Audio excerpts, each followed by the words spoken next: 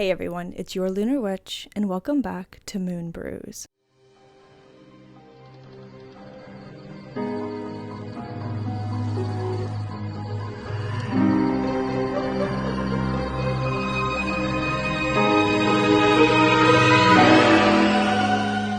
I have a personal encounter story to tell you today. Let's move the planchette and get this started.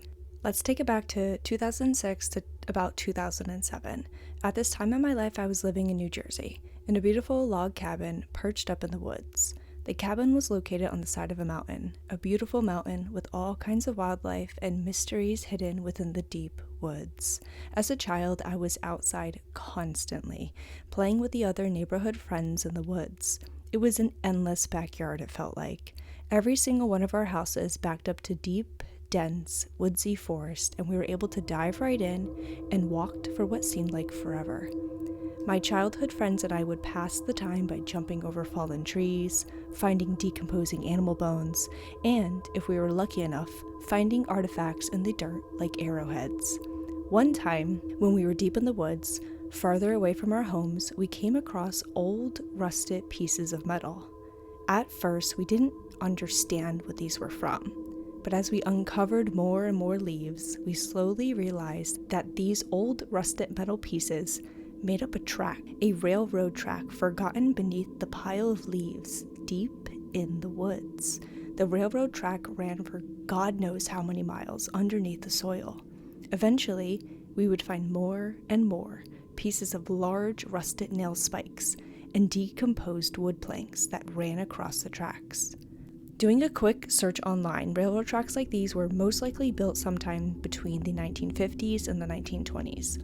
These tracks were old as hell, and they were left to be forgotten behind in these backwoods. Day after day, when we all got together to play, we would go back to the site of the railroad tracks and uncover more and more hidden underneath the surface. It became our fun mystery to solve, or rather explore. We kept this to ourselves and thought, nothing more of it. As I continued to grow older in my beautiful childhood home, I would hear stories from adults around the neighborhood. There was one story in particular that revolved around the hidden tracks up in the woods. To my knowledge, I was the only person who knew about these tracks, including my friends too, because our parents weren't out back savaging through the woods looking for rusted railroad tracks. This story caught my attention. My world started to unfold. Do other people know about these tracks too? And this is how the story goes. Way back in the day, there was a man who used to maintain these working railroad tracks that used to exist in the backwoods, back when they were functioning and maintenance was key to keeping them running well. This man would perform his maintenance checks after the trains were settled in for the night. Alone, in the woods, this man would light his way through the night with an oil lantern.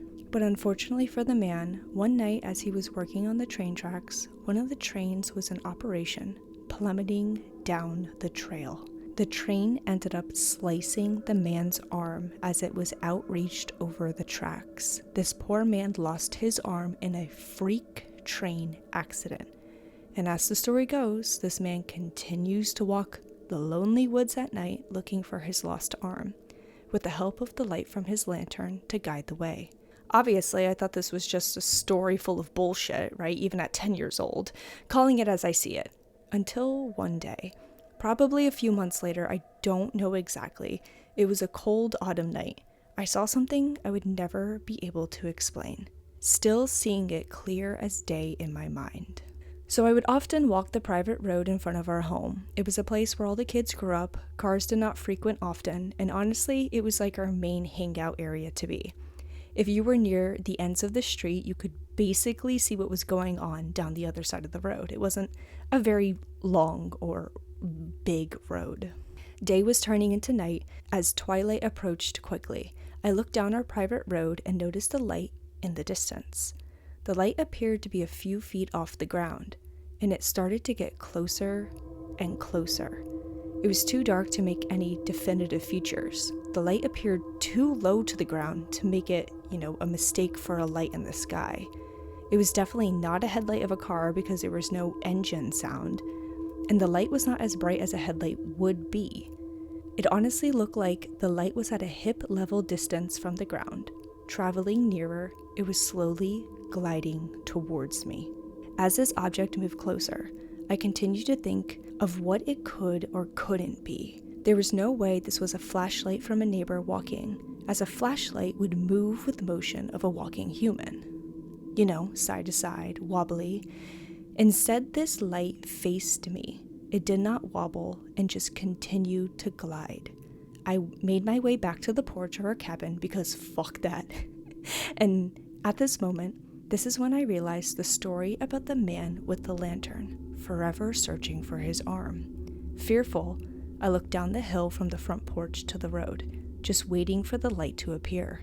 It didn't. It was silent and now pretty dark outside.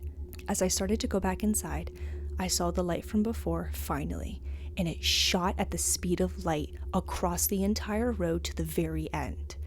It looked like a shooting star, as if a shooting star shot down the entire road at speeds unimaginable. It was so fast that it created a tail of light like a comet as it shot down the entire road. The road was then encompassed with darkness again as the object had just disappeared. I had never seen anything like that happen ever again. I questioned if I saw the lantern man that night. At first, when the light was swaying back and forth ever so slightly at waist height, gliding towards me, I thought I had encountered him. But now I'm not sure what that light had transformed into that night. I asked myself if this may have also been an extraterrestrial encounter. What do you think?